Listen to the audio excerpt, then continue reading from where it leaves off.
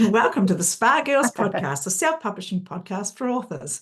You're in the right place for the best writing, marketing, and publishing advice, plus interviews with industry experts and best-selling authors. I'm Cheryl Phipps. I'm Shar Barrett. I'm Wendy Valla. And I'm Trudy J. Welcome, everyone. Hello. Welcome. As you can see, we're already having fun. Yes, lots of fun. I sneakily pressed record when Cheryl wasn't ready, which is why there was a slight gap. Yeah. And she was catching up. Sometimes we get asked, why were you guys laughing? And we can never remember. But since this is, in the moment, that's why, because Trudy surprises us. Someone usually calls with face, or I don't know with why. face, or someone says something just before we go on to record, and it's it's usually like, something boom. highly offensive. Yeah. And then Trudy presses record. Okay. So anywho, So it's just us today. just us. But we've That's got a all right. really cool, we've got a cool topic. Yeah. I'm really excited about this topic. It's kind of an interesting one. It's fast decisions and big impact for authors. So the idea of how important it is to make decisions and how big of an impact it can have on your career to make maybe a fast decision, but a good decision, and how we Or make a decisions, decision. or even just a decision, just making decisions. We make decisions every day, don't we? Yeah. Like Yeah, every we do. hour, we're making a decision, what we're going to do, when we're going to do it, all that sort of thing. And your author career is no different, but it can have more of an impact on your life, can't it? Well, more impact on your writing life if you don't make a decision in a timely way. And I think it also, if you're not a good decision maker, and I'm not, I'm not, I'm just terrible. Like my mum used to say, go into the shop, they'll put 3 things aside, choose one of those 3, because there was 17 of them, and I can't do it. So it's tough. It's a tough thing to then turn around, run your own business and make decisions. Real tough. I think it's vital, right? Yeah, and I'd just like to say, bearing in mind how successful Wendy is, it's not the end of the world that you struggle to make a decision. No. Really, it's not. But maybe we can help you to facilitate doing it in a quicker, maybe a better way. More timely fashion. Yes. I think for me with decision making, there's an element of fear around it, like Yes. an element of like, I want to make the right decision, and this was something I had to really work on because it stalled me.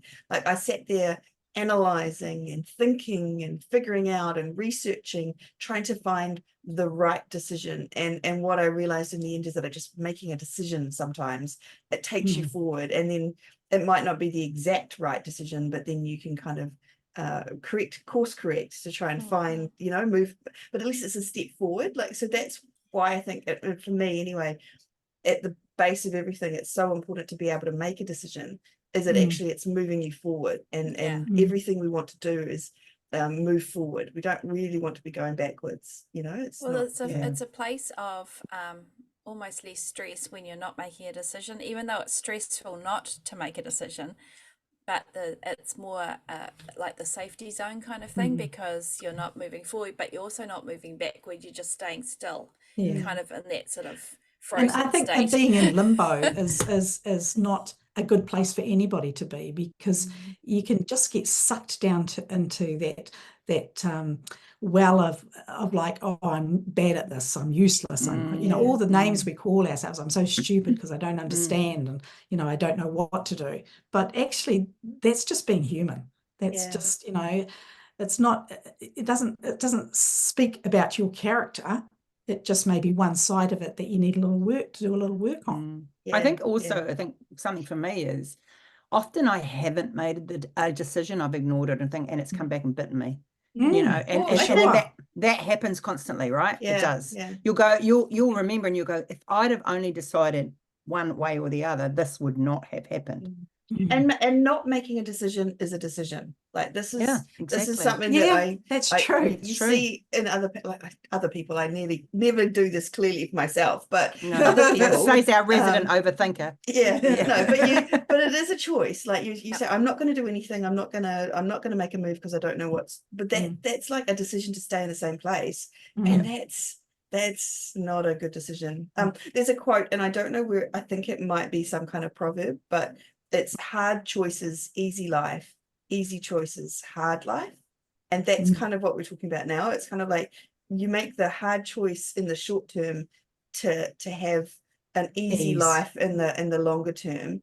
versus making easy choices, i.e. not making a decision or going what seems easier in the short term, and actually in the longer term it makes it harder for you. And for me, something that comes to mind is like weight loss, right? Like all your weight, and you make the hard choice to try and eat healthier and not eat chocolate. Someone else eats chocolate, not me. Yeah, Clearly. not you, not clearly chocolate. None of us. No, none of us eat chocolate. Versus, you don't eat the chocolate, so you get an easier life because you've got a better weight and you're healthier or whatever. And then easy choice in the short term is to use the chocolate for a stress mechanism. But so I've heard, again, I don't clearly do that myself. Not us. It makes it harder in the long term, right? Like so that's, I mean, just using weight loss as an example, because in my mind it's easier to kind of see how that works clearly, but it works for us in our business stuff too, right? Like our writing. But again, we know what's right for us. What do we do? We don't choose that path. No. Like don't put off today what you can don't put off till tomorrow what you can do today. And that is true for the most part, right? But if something is more urgent, then that's what you do today. For me, it's not something that I live by or anything like that, but it is something that I believe in, because if it's sitting there waiting for me, I'm worrying about it. I'm thinking about it. And that all that time thinking about it could be used in doing it or thinking about something else. And which I can do if I deal with it. Yeah, that's right. 100%. And while you haven't made a decision about it, it's affecting every other decision you're making, because it's there and it's in the back of your head, and it's like, I haven't dealt with that, I haven't dealt with that, I haven't dealt with that, but that's okay. But it's not, because it's changing what you're doing and how you're feeling emotionally. Yeah, it's a low level hum that you have to, the stress of it is there with you all the time, and it's lowering your capacity for other things, right? Like so and when you live with someone who's a just do, it's hard, like if the people around you are I'll just ask my husband. Like my husband's a just do it. He doesn't put things off, and I'm just like, wow. Which is ironic, because I think of you as a just doer, Wendy, and I'm a just doer in my work life because I've had to be. But that was a very early conscious decision. On my part. A decision. No, it was a very early conscious decision that I made to be like that, because I realized very early on that if I did not take charge of that, it was never going to happen. My life, and you wanted it so badly, and on the other hand, my life totally different. That's interesting. So, and that's a really good point, so let's talk about that for a little bit. The idea of making decisions and then sticking to it in your author career, right? So Wendy decided early on to be a doer rather than a overthinker, for example, like someone else. No names, but so what I mean, because I think some of the decisions we have to make in our author career around boundaries, and that's kind of a boundary in my mind. Like when he's like, I'm not available for procrastination or sitting around overthinking or whatever. And there's other decisions. I don't think I didn't do that, but I learned very early to make if I had a decision to make. I sort of broke it down in my head what I had to do and where I had to go, and I gave myself a time frame. I'm massive on time frames. Like if I have a decision to make that is to do with my career, I'll look at my watch and go, it's 9:27 today. By 10 o'clock today, I have to have that decision made. So I've always done that. It's like time frame, which is a boundary, right? It's absolutely. I mean, I'm not huge at writing notes and diarising things like Cher and Shah and Trudels are big at that. For me, it's if I want to get this off my plate, I'm going to give myself half an hour to think about it at that time. I make that decision. That's a great point. And then I tell you what, it's actually a relief. And quite often I will set a timer and I'll go, when that timer goes on, the decision's made. Because I can procrastinate, and I know I can procrastinate. So I can give myself 100 reasons why I'm not going to do that, and 5 reasons why I should. So that's why the decision's made. And bang, bang, bang, quite it's done. Interesting how you can do that too. It's like we faff around and we procrastinate over a decision, but actually at the end of the day, it's just make a decision and move forward, and then it's the relief of having that decision, and you can move forward in whatever way you need to. Like it's often we think that, but if I think you have to, we're creatives, right? We don't need blocks to stop us writing. So true. We don't need blocks to stop us writing. And for me to write, I have to have a very clear head. you know, like we all do, right? We all do. Yeah. But so if you've got 15 things in your head that you've put off because you haven't made that decision, that's going to stop you writing. Because we write, and it's a mental thing and how it flows and that. So if you can take away some of the barriers of that by saying, well, that's, you know, I've decided on that yes or no, or I've decided on that, for better or worse, your choice to make it, your decision, it stands with you. But the writing will flow better if your mind is clearer. And that's pretty much always worked for me. It's how it goes. No, I Not agree. in life. Absolutely true. I Yeah. think that's very true. So if And we I'd walk, just like to point out, though, that Wendy's not saying it, she's making the right decision. She's No. making a decision. A decision. And I think it's about that forward momentum. And then It is. should there be a different decision further down the track, she'll make that again. But it's about actually picking a lane or making, you know.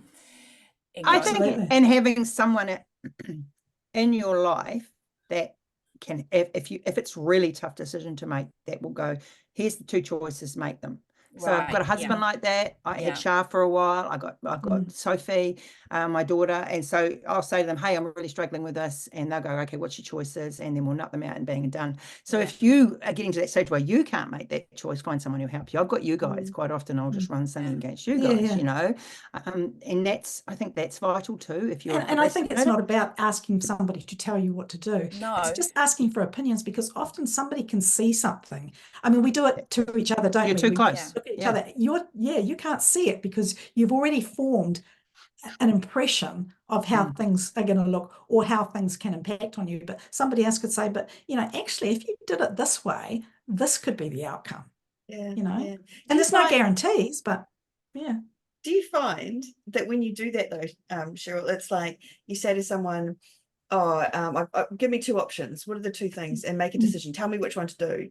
And then I say, do option A. And you're like, but I don't really want to do that. I want option B. It's like you kind of needed someone to sort of say, do this one. And then you go, then you kind of, it clarifies to you which one you actually wanted to do. Yeah. And I think that's about a thing of self-belief, isn't it? Trusting in your gut feeling about something. You're pretty sure that this is the way that you should do it, but you saw this other thing and you thought, well, what if? But you know, like you say, you'd already made the decision, really. I think some head experts would be saying about now that it digs deeper and there's something going on in the way we've got to, you know, why are we like this? It's a trust issue. You're right. It's a trust issue. You don't trust yourself. If you're not comfortable or able to make decisions, it's a trust issue, I think.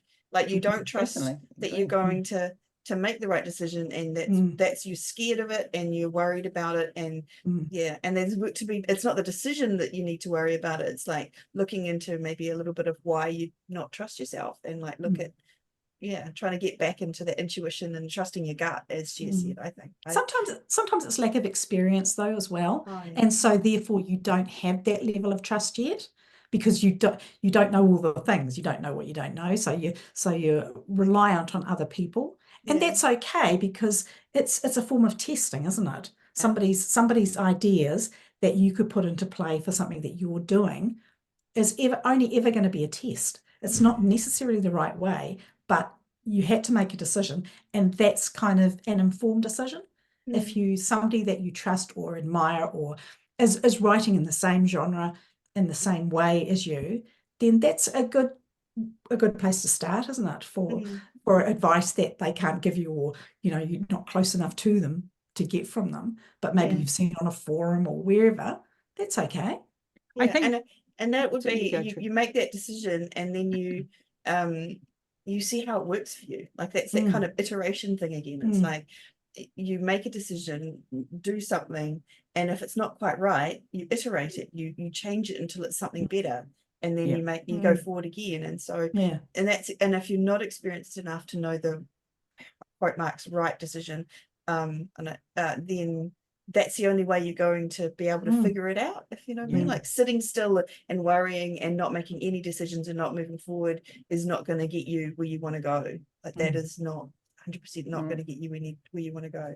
And research is huge. Like we should all be doing research on covers and tropes and genres and all that sort of thing before we choose. We should do that, but we shouldn't do it to the extent of not moving forward. Yeah, exactly. Overcomplicating. Serious overcomplicators, you know, like I've never really been someone who reads a lot of how-tos or anything like that. But the times that I do, I'm just like, wow, that made that, wow, I don't know what to do now. You know, like, Yeah, yeah, So for me, a little knowledge is a good thing. yeah, For me. yeah. That's how if I overcomplicate it by learning too much, taking on too much, then That damn decisions are hard. learning. Yeah. don't want no It's a- education. No, but what I'm saying is you can read three books on one thing, you Yeah. know, and then Yeah. each of those books is different. I mean, Different take on it. how long have we been podcasting? And we probably changed our view on a lot of things over the years. Oh, absolutely. Yeah. So, you know what I mean? I think there has to come at some stage you can learn, but there has to come that onus on you to go, okay, I'm backing myself and going for Well, it. I think going back to, so as a number one, like Trudy and I definitely fit this profile where you've got the high in the strengths, you've got the high learner, high input, high intellection, which is just a recipe for Disaster. I was gonna say No one disaster. said There's It was a on the recipe tin for of it. overthinking and research and all that. For us, I think there's a lot of comfort in learning, as in comfort that it's a tool to get towards a decision. The problem is that you can end up in that spiral, you know, of over researching. And I'm going back to what you said before, Wendy, where you literally set a timer. I mean, we would have to have a day timer, probably not an hour timer. Yeah, I would give myself a week. But I think, you know, I think that technique of giving yourself a date is a really good one. You know, I really do. Well, it's no different from putting a project in at school or handing in an assignment or whatever. It's like, okay, this is the date this decision's made. Pre-order. Exactly. And it's a clarity thing. You know, the next day your mind is clear. It's an interesting one because I know you're going to It makes hate you this. want to break out in a rash. There are some people that are motivated by external deadlines, and there are Yes. some people motivated by internal deadlines. And for those of us externally driven, like I never handed in a project late, like I was always before time or whatever. But if it was my own timeline, the timeline could be endless. Yeah. So I think it's know thyself again, and maybe you need as another tool as somebody to give you apply a deadline to you. So okay, Sharon, you have to, you know, make a decision on this by 29th of next month. And then they Well, I'm follow happy up. to do that for you too. You just tell me and I'll Yeah, be no, on it. I know. It scares the heck out of me. So Do it, Wendy, do it. And there's some people for whom that is literally like my daughter was diagnosed with dyslexia last year, and one of the things the person said when we were dealing with that is that for Zoe, having a deadline will completely block her, not a deadline, like a ticking clock will literally make all the information she knows fall out of her head, and she won't be able to access it. It's like if she's in a test and there's a very short set amount of time to do something, she might know everything that she needs to know. She might be brilliant at whatever the topic is, but she won't be able to tell you anything because of the ticking clock. And that's just something about how her brain works. And so I guess what Shah's saying, and it's just like know yourself, right? And so if the ticking clock is going to make it harder for you, but I do think at the end of it, making a decision is going to be something that, like we're all been saying, it clears your brain. It clears that you're not making decisions is just going to leave you all fuzzy and not clear. So making decisions is But the more you research, the more you want to research, like Shah said. I think the more you learn, the more you want to learn. And you'll get to that point, and then you've got to go to that point, and then you've got to go right, and then you've got to keep going and going and going. And I think that all boils down to the fact that you're looking for the right decision every time, and you're not backing yourself to make the decision. You guys have got more knowledge in your brains, you two and three, and than anyone I know on this industry. You know, you really do. If I ask you a question tomorrow, you'd answer it. So yes, I hear that. This is such a Shah comment. but No, it's not a but, it's an and that research, when Trudy was talking before about the self-confidence thing, that is actually pennies to build the self-confidence thing as well. Totally agree. So it is, again, there's no right or wrong here, and as you can tell, we're all very different. That's cool. You know, and like I'd lean into learning. I'd look at if the strengths don't jive, then Gretchen Rubin's tendencies is quite an interesting scaffolding or framework to think about how you approach decisions, and particularly with deadlines and motivation, as in motivation to make a decision. But I think it's always easier coming from a place of plus 50 years on this rock, that you can look back at decisions you've made as a younger person, whether it's in work or personal life, and I think in some ways it's easier as you get older, because you know kind of when you start to spiral and when you don't. So I think also it's learning not to regret a decision. For me, if I make a decision, if I make a decision and I'm like in my head, I'm like, okay, this is done, I've done it. If it doesn't work, then I've made that decision. I have to back myself. I'll deal with what happens. And I think that's something you have to also get on board with. And I would say a lot of the procrastinating and the research and that is to form that would be that you don't like the failure of the decision. And I get that, I think that's, so for me, self-protection. I've had many decisions that have come in bad, but bottom line is I've had to make them. There's an assumption as part of that everyone, the people who are successful, for example, only ever make the right decisions.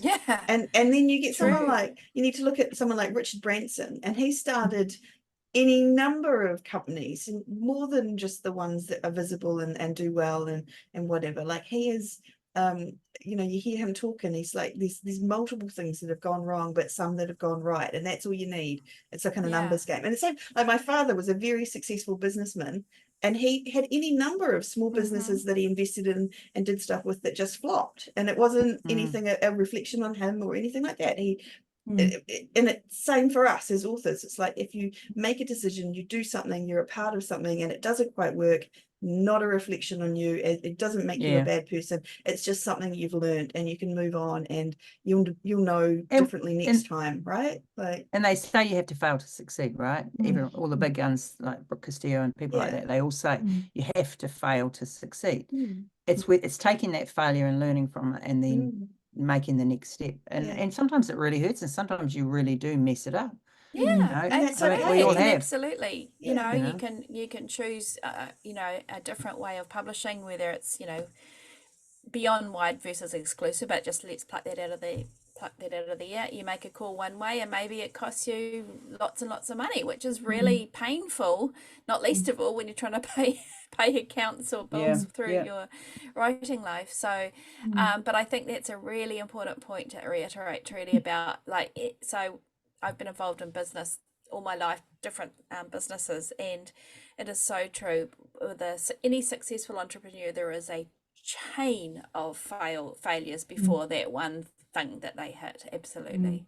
And same goes for authors, right? Like, sorry, Cher. Like, you think about the number of times that this person is like, they talk about this one, the successful out of the gate. It's like their first book, and they've suddenly become a bestseller. And then you look behind it, and you go, well, actually, that's that person's 15th book, and it's not their first book. And it's, they've been writing under a different pen name for the last 20 years or so. There's other stuff, there's other things that are there. Very often. Very often. And they might try a different pen name, and it's a flop. But they did everything for this, or a book, a series. And the last one went gangbusters, and this one is a flop. But I've had authors on, right, that say, look, I've had this amazing series and I'm trying to replicate it. So don't let I think to me the kind of the fake pot of gold at the end of the rainbow is that it's the surety of the right decision, and I don't think there is anything such magic a sure fire. I've got this wee quote here that I think is it's kind of quite deep, I think. What is the difference between a bad decision and a wrong decision? Because you kind of think they're both the same thing, right? But a wrong decision is one that the person believed would be successful, but it turned out not to be. It had good intent behind it. A bad decision is one that was never a solution that could work. It might have had good intent also, but just was not a good idea. And I think sometimes, something comes to you and you've seen somebody else do it, and you know that you don't write like them, you know that your books don't fit that genre, and yet you're going to follow them, you're going to put that same cover up or something like that. And that wasn't a good idea. Even though you wanted the same success, it wasn't a good idea. And you would have done research, you would have seen that that was so, and yet you did it anyway. You know what I mean? Things like that. It's not just something like that, but I think often we jump into something so quickly, which is the complete opposite of making a quick decision or making a fast decision that you've given some thought. Or it could be also in terms of how that person approaches their work, like whether it's a rapid release strategy, whether they're releasing I don't know, say a shorter book every 2 weeks or a month, and that's just a pace that you know won't make you happy or that is sustainable for you, but you've seen their success and you want to do that. That's I think really, that's also another. I actually think that comes down. I'm the mindset queen today, but that feels like a sort of a fearful energy around those bad decisions that you're talking about. It's like I know that I can't write that fast, but I'm going to try the rapid release thing. Yeah. I know that this cover is completely wrong for my book, but that author's done really well with that cover. And it's like you can feel the energy around that. Like that's just like I'm going to put this pre-order up and for 2 months, yet it takes me 4 months to write a book. Yeah.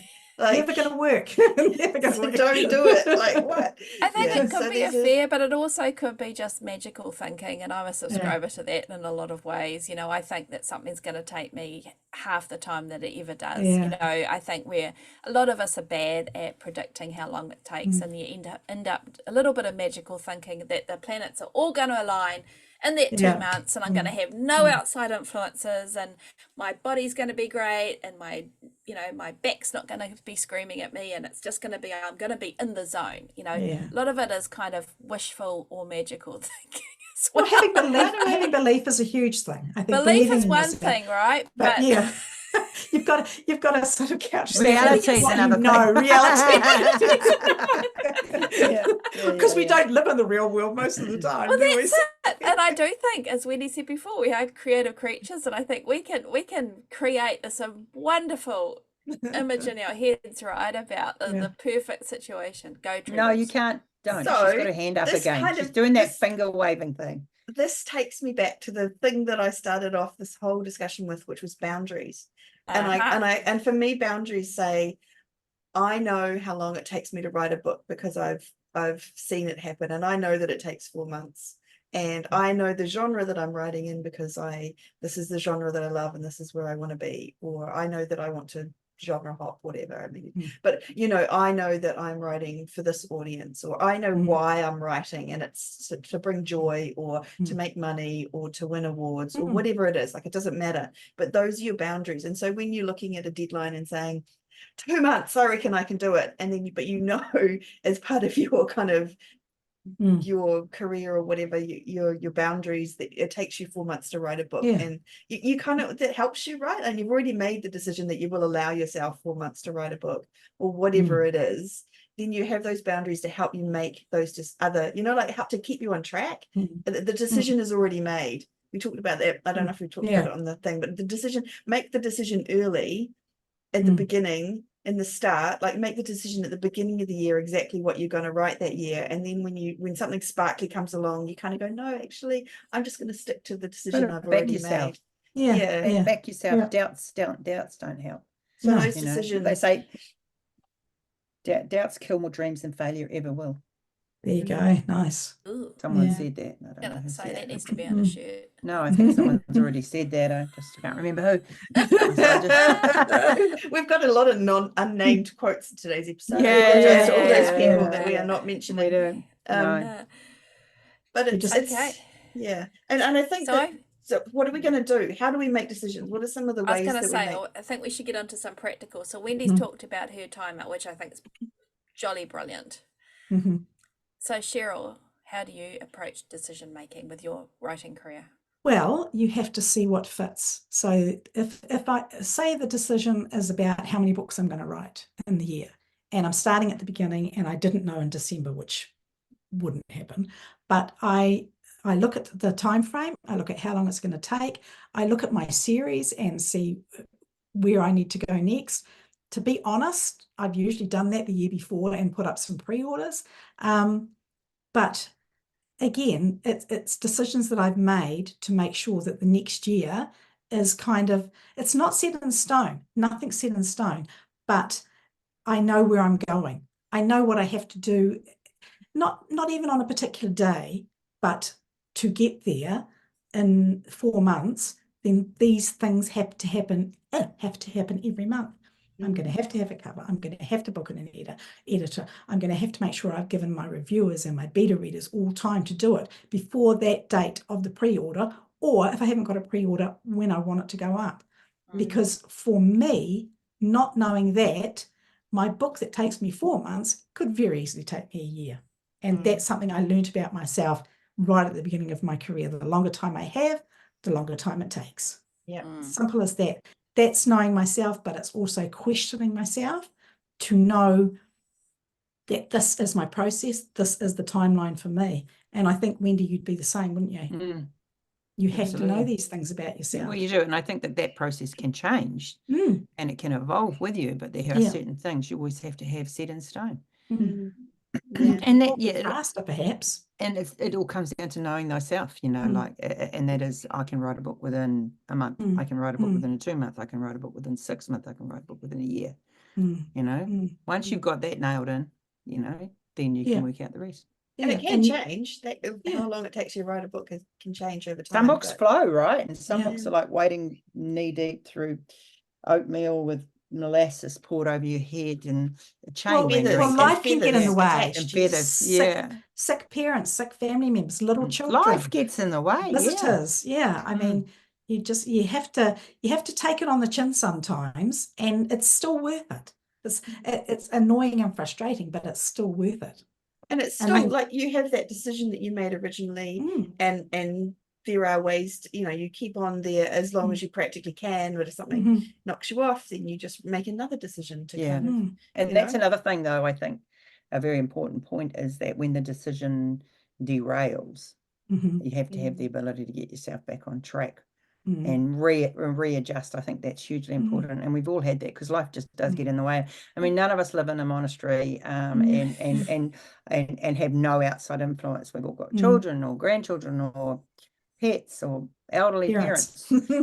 So what I'm trying to say there is, don't beat yourself up over that. Make your goals and drive towards them, but there's a very, very there's a chance that those will derail. You can have a wee tantrum. You just can't let it go on and on and on. No. So when you're making decisions, Cher, is there something like, are you thinking what's best for you? Are you thinking what's best for my career? Are you thinking, you know, what's the underarching kind of thing? I think for me, at this time in my life, it's all about making sure that I am financially viable as a company, if you like, as a business. So that's very important to me. And then whatever I do within those parameters has to be good for my career, because, you know, it's all based on what I need to earn is what I need to write. And if I have the time, I can do that and make those things flow. And I think having a good flow like that, a good reason for writing, you know, because if you're not treating it as a career, then you've got other reasons for writing, and that's fine too. So, but all of that impacts on the questions you ask yourself, the answers all impact on how you go forward. So I want to mention the witchy books, right? Because I remember when you first mentioned the witchy books to us, and you did it because you could be a part of a box set initially. Just to clarify, this is Cheryl writing witchy books. She's not becoming a witch. Although some people may. Hey, that's enough of that. They're cozy mystery paranormal books with witches in them. Anyway, and we all kind of like, oh, is that the right decision, Cher? Because, you know, that's all your other cozies, they don't have they're doing right, and they don't cross over, and you know, I'm not really sure. And then those books have turned out really, really well for you, right? Like so sometimes you make a decision that's you just want to do it, right? Like, and it's not necessarily the decision that's maybe the most practical necessarily, but it does turn out really, really well. And the same goes for Wendy. Actually, this is not quite the same, but Wendy put the Sinclair and Ravens up, or wanted to put them up, but she kept making that decision not to because it was Char made that I think Char made that decision. Well, you know, but she followed it, right? Like, she followed the decision. She let Shah make that decision for As her. if I could influence Wendy in any way. You Come can. on. But I'm then easily those books influenced. turned out to be really, really awesome. I don't want to talk yeah. about that series anymore. No, It's- okay, we're She's just, done I mean, with yeah. no, no. But I know you know it what was I mean? right. Like, It's all right.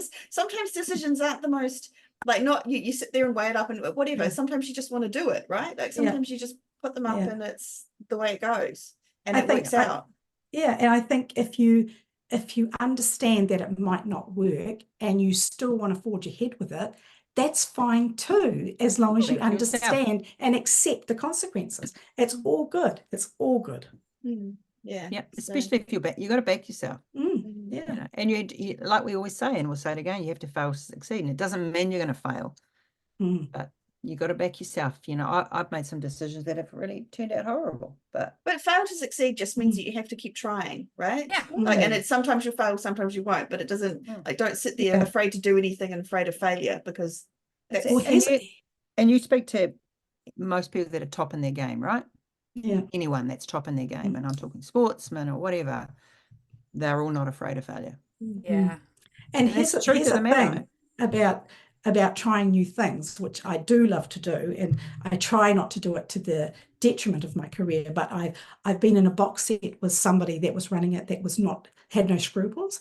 Yeah. I've been in a box set where I got my USA Today best-selling author, Yeah. and I went into a box set to launch a subgenre, which I love. I just really, really love it. And it's turning out that I'm getting pre-orders for a book that's not even written yet in that series because people love it. So, it's You've got to take that swings chance and roundabouts sometime, and all the cliches. It's, you can Yeah. have a little bit of magic just by having faith in yourself. And I just had a good feeling about some things. And other things were just a case of trying them out. Yeah. Well, That's that's exactly cool. right. All of Okay, that. so Trudy, what's your decision-making protocol?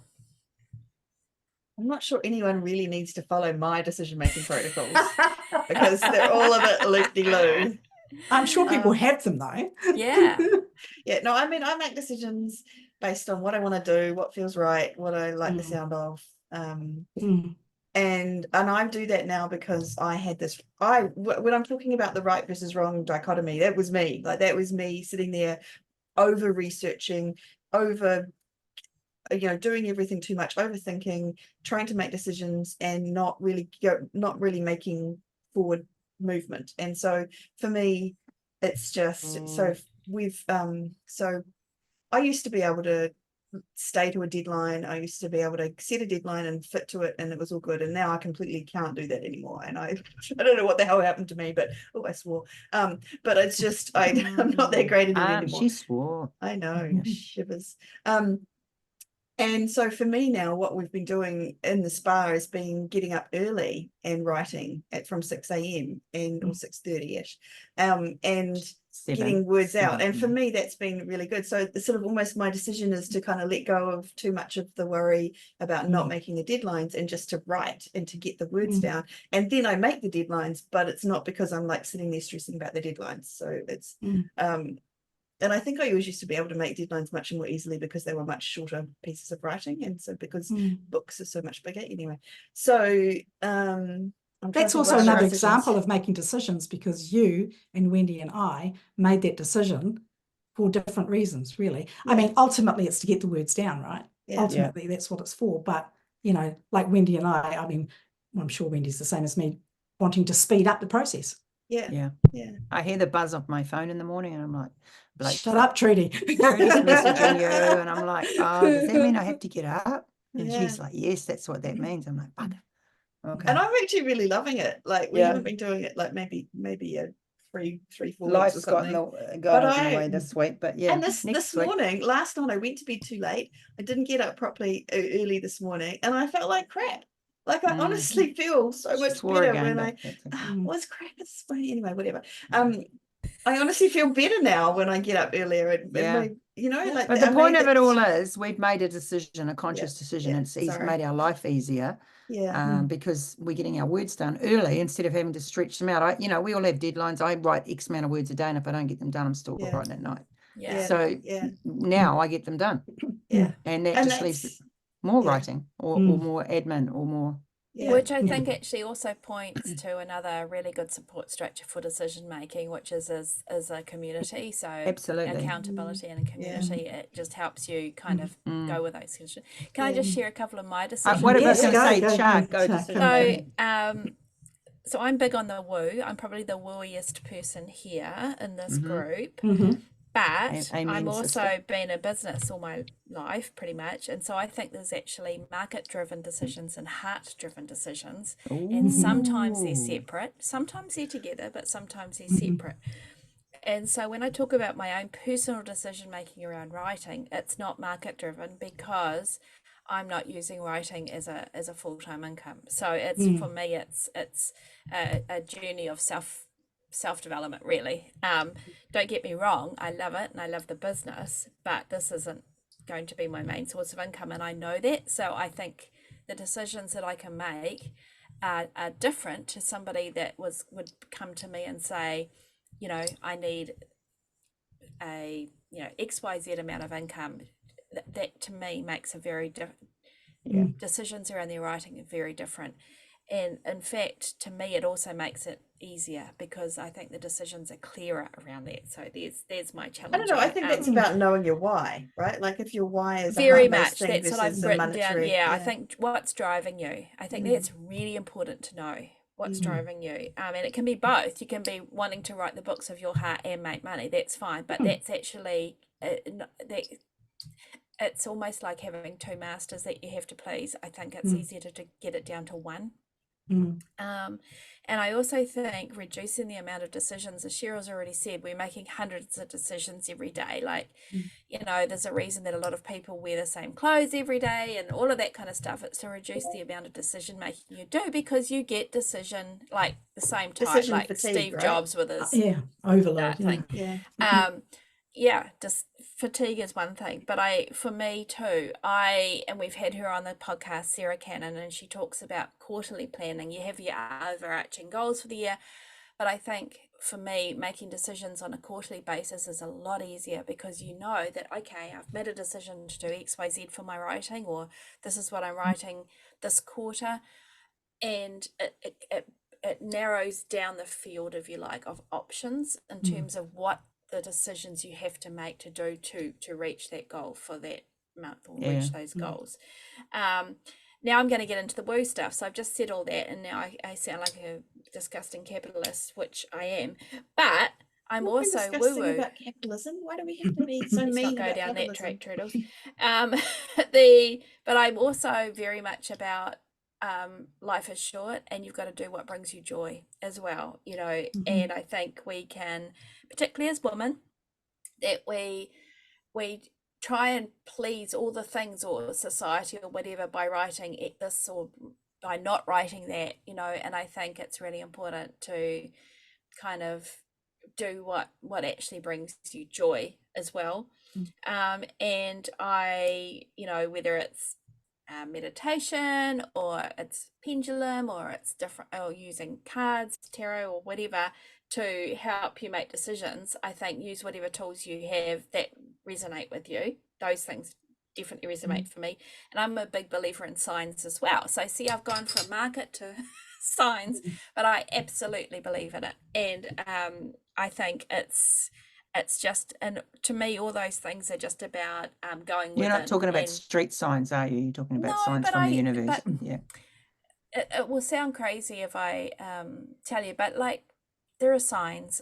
You might be thinking about, am I going to write vampires versus angel romance? And I guarantee that the next time you're out driving, you're going to see Vampire. trucks with the word angel delivery on them, or things like that. That sort of thing. Right. Like, Yep. okay, the confirmation bias maybe, but I also believe that those things that you notice, it's not the thing, it's what your heart is directing, it's wanting to notice, shall we say. Yep. So I've probably completely confused everybody. That's like where I'm buying a going new with it. car and you're aware of all the other cars that are the same as yours on the road. Very much. Yeah. And sometimes But you can't articulate whether it's that car or another car you want, and suddenly the one that you're seeing all the time maybe is the one you actually do want. That's exactly what happens, right? And maybe it's the same with writing as well, And I think if you're writing something and you're not enjoying it, I think that's a sign. But I Either also that think or that you're in the what- middle. What I think You're in the we- middle, and it's the evil bit in the middle where it takes forever. And Yeah, it's like, that's different. But if you Yeah. constantly are middle. writing a book and not enjoying it,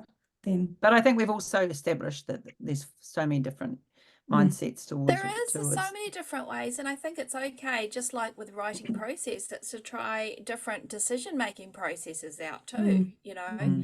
Yep. One that we Yeah. haven't mentioned, and we kind of did vaguely in the beginning, was fast decision making. And I don't know about you guys, but I will often find that there'll be something that I need to decide about, and then there'll be a quick intuition kind of thing where it says do Yeah. this, and then I'm like, Yeah. oh no, I better Yeah. do the research, and I better figure it out, and then I spend like half an hour trying to figure out the best option, not half an hour, like more like 3 weeks, and then in the end I make the decision that I kind of knew instinctively right at the very beginning was the right one. But you didn't back yourself to But I take didn't it, back yeah. myself. So sometimes making that fast, quick decision with and I sometimes and I have, since I've started paying more attention to it, I'll make that fast decision. I'll go with the thing that immediately pops into my head, and it works out. Like I've not had a situation where I went, damn, I wish I didn't do that thing. Like it doesn't work like that.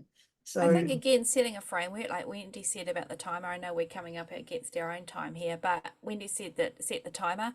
And another one that I've used a lot, and I think it works really, really well, and it can seem really harsh, but just go with it. You write down the 3 options, or maybe the 3 things that you're thinking of. You know, I'm going to write, what am I going to write next? I'm going to write blah, blah, blah. Then you have to cut one of those out. So you've now got down to 2. Then you cut another one out. So it kind of gives you, it's a framework to get you to the decision point. And I think that's what we need. Like you said before, Trudy, we need boundaries. We need boundaries around our brains. Otherwise, we get through to spinning. Or you can just make the decision.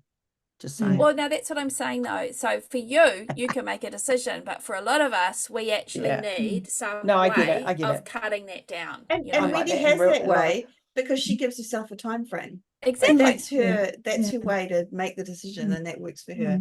And I will say works, again, right? I'm not like that. I'm not like that in life. No, that's true. Yeah. But I also think the last thing we should touch on really is what you do with the results of that decision. You know, how you cope with that. And I think it's very, very important that you deal with it in a mature way, which is not always easy. If it didn't go right, I mean, obviously, if it went well, you know, let's have balloons and parties. That's great. But if it didn't go well, then you need to know why it didn't go well. You know, and deal with it. And not move take on from it. Make the decision, not to dwell. Exactly. Don't make it mean something about you. It was just a decision that you made, and the next, you know, you have the opportunity to make another decision, and and there will be no blankets pulling over heads. And don't make chocolate. Don't make don't make 3 decisions. Do you know what I mean? Make a decision, make the one decision, and then move on with that decision. Don't try and hedge your bets and do all the decisions and all the things at the same time, because that's not going to work either. Like pick a lane, stick in it, and that'll be Yep. I think that's good. Perfect. All right. Have you got any genius last words? Yes, I have. I think you should make the decision to subscribe to the Spa Girls podcast on your favorite podcast app, or also our YouTube channel. If you haven't subscribed, we would hugely appreciate it if you did that. And thank you so much to those people that are leaving reviews on your podcast apps. We've been just so heartened by your words. Thank you. And just thank you so much to those that share them in groups and things, that share about the Spa Girls podcast. We feel that we've been here longer than the dinosaurs, but there are new people coming in and finding us all the time. So if you could share the newsletter, if you get it with a friend or in a writing group, if somebody says, hey, I want, you know, we're here, we're free, you know, 8 years plus. 8 years. My Lord. Done like that. And we appreciate your decision to do that. Thank you. Yes. Awesome. And on behalf of decisions made everywhere in the world, I'd like to say thank you to everyone for listening to another episode of the Spa Girls podcast. We'll be back again next week at the same time. But for now, farewell. Well, Bye. Bye. Bye.